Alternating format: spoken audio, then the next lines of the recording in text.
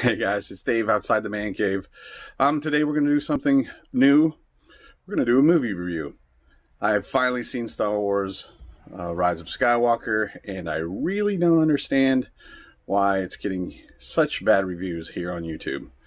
But since I'm an old schooler who saw the original Star Wars in 1977 when I was 6 years old, I think I'm going to throw in my hat into this ring of popular or unpopular opinion. So stick around, and we'll be back in the man cave for Star Wars, the review.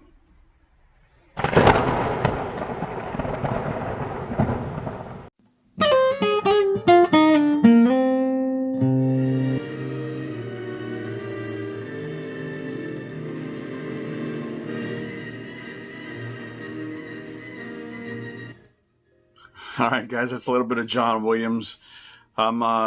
That's from the finale of, well, all the Star Wars movies. But we're here to talk about Star Wars, The Rise of Skywalker.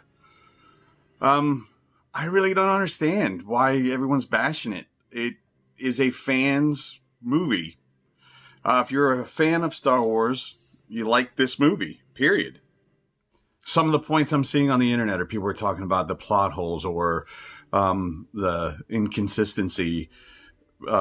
Like, I didn't see what a lot of people were talking about. Now, granted, I didn't listen to the reviews until after I had seen it myself.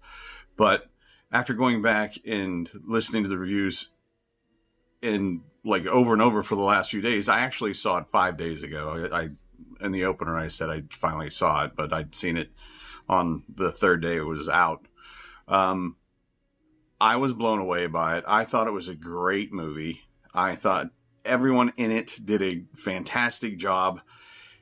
And when I mean they did a fantastic job, I don't just mean the actors, who obviously gave wonderful performances, but as far as special effects, storytelling, the dialogue, the writers, and the fact that they got out a story that basically ignored a lot of what happened in The Last Jedi. And people talked, or a couple of reviews I heard talked about the choppiness of the first act.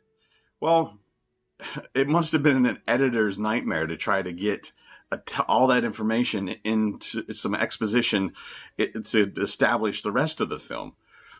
So I give them kudos. Yes, it was choppy, and yes, it was a little bit, crazy to watch, but it was consistent. I didn't notice any significant plot holes that weren't a part of the entire, suspension, the willing suspension of disbelief. It's Star Wars. And I find it interesting that some of the critics that I've listened to said that the last three movies, which are the most recent movies, which are, I guess, actually two of the last three in this, series of 9 Skywalker story, that it ruined their Star Wars experience. Now, I'm also guessing that these people who are saying this enjoyed the first three movies more than the New Hope, Empire Strikes Back, and Return of the Jedi, the three that I grew up with when I was a kid. But again, I don't understand how someone could like the prequels and dislike these last three movies. The first movie, Phantom Menace, I admit, I said ruined Star Wars for me for a while. But at the same time, I really enjoyed watching the Star Wars story. What I didn't like about the Phantom Menace was I thought some poor casting choices, and the little Anakin, I'm telling you, it was awful. It was literally one of the worst performances I've ever seen in a high budget film, where I can't explain it. I just have to let it go, because it drives me nuts thinking of why they casted that young man. He was god awful. And then too, with the follow up, and Hayden Christensen, I don't even think I said that right, but anyway, Hayden did an okay job, but it was just okay. That's all I can say for the last two movies. I would have been more upset having seen these three of a coming of age movies. Like if I was a teenager or a young man seeing the first three prequels before really getting into the 4, 5, and 6 episodes, I would have been upset the fact that they really didn't tell a great story in the fact that here's this struggling young man who's growing up to become a Jedi and is amazingly skilled and goes from the dark side basically with a tiny touch to have him go over the edge, and all of a sudden he becomes Darth Vader, who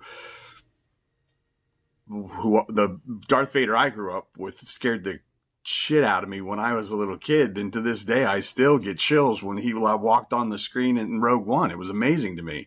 I absolutely loved it. And again, another topic I would like to talk about as far as what I'm hearing is the introduction of new characters. And honestly, I didn't feel like there was a ton of new characters. There was the general for the First Order, who was introduced by, and I'm sorry, I don't know his name offhand, but he's a famous British actor, who outed Hux as the spy.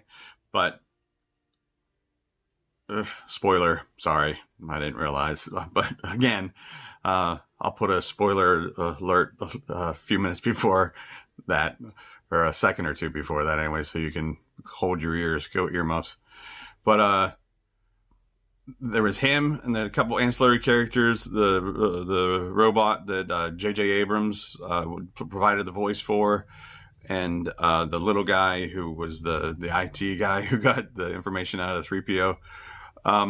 I thought they were actually just a sense of they were there for comic relief. There was no significant reason for them to be there other than, new jokes from new people or new androids. But I didn't mind them being there. I thought it was cool. There was a couple things throughout the movie, and again, I'm not doing this to create spoilers for people if you haven't seen it. But it's been over a week now. If you haven't seen it yet, you shouldn't be watching this video anyway. But if you're on the fence about going to see it because of the bad reviews, don't listen to them. Everybody in my family that's a Star Wars fan, we've all talked about it. We've all agreed this movie's great. It gives us what we wanted. It did put it in a nice little package at the end.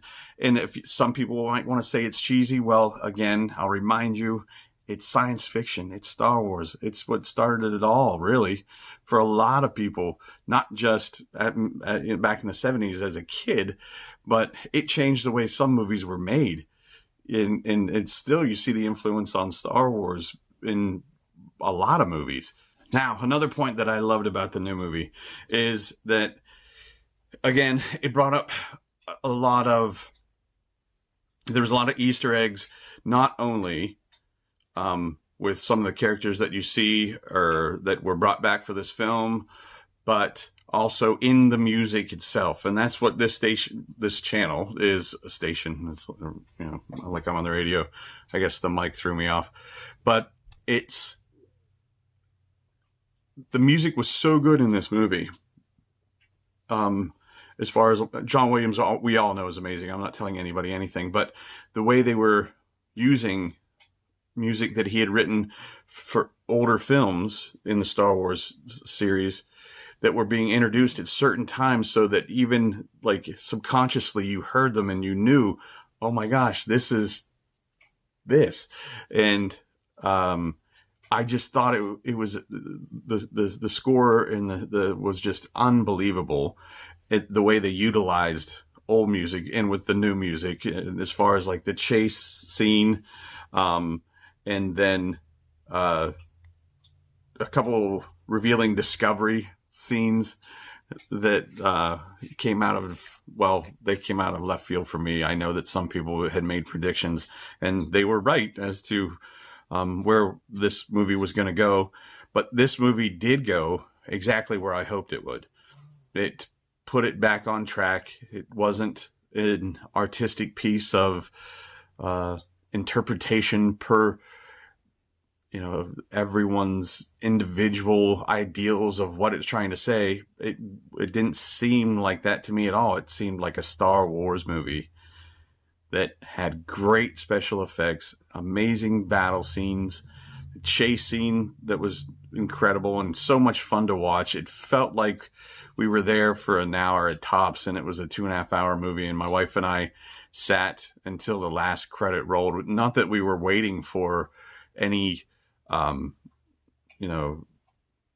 end credit scene or anything like that to finalize it, but it was more of a finality for me to having seen Star Wars: A New Hope when I was 6 years old in May of 1977 to now seeing this movie, which gave me as many goosebumps as the first one did.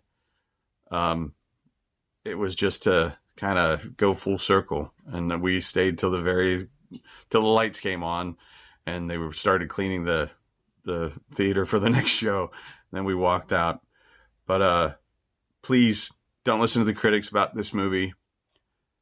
Go see it. If you are a true Star Wars fan, and you are even a fanboy and have watched some of the other series, there's things that people have complained about that if they truly did their investigative work and were a real fan, they would know they're not pulling it out of nowhere. The healing, again, I keep throwing out spoilers, but the Jedi Temple, some of the powers you see, the people that are introduced, it's not out of left field. It's not, totally unforeseeable. I think people who are very critical about this movie are critical about all movies. Maybe they're, students of film or whatever, and or philosophy majors or something like that, and they're not willing to just go watch a movie for what they are, entertainment and fun. And this movie was fun. It was so much fun. I know I'm gonna see it again in the theaters probably this weekend. But anyways, I'm gonna wrap this up. I've been babbling for too long, and I'm gonna have a pain trying to edit this thing so it sounds coherent. But again, please go see it. I hope you had a very, very Merry Christmas. It's actually in the mid 60s here today and sunny and beautiful, as you saw in the opener. That was my front porch a couple hours ago here in South Carolina. It's a gorgeous day. But anyways, much love to y'all. Peace. Love y'all. I really appreciate you guys taking the time and effort to watch these videos. If you like them, subscribe for me. Follow me, share it. But, start a conversation. Let's get this thing going. Maybe start a podcast and we'll sit and talk back and forth. I've finally got all the equipment to do all this stuff, and I'm very much looking forward to get it all set up and get some wheels under it and get it rolling forward. So again, thank you. Merry Christmas. And I can't wait for the next Star Wars movie. Talk to you soon, guys. Bye-bye.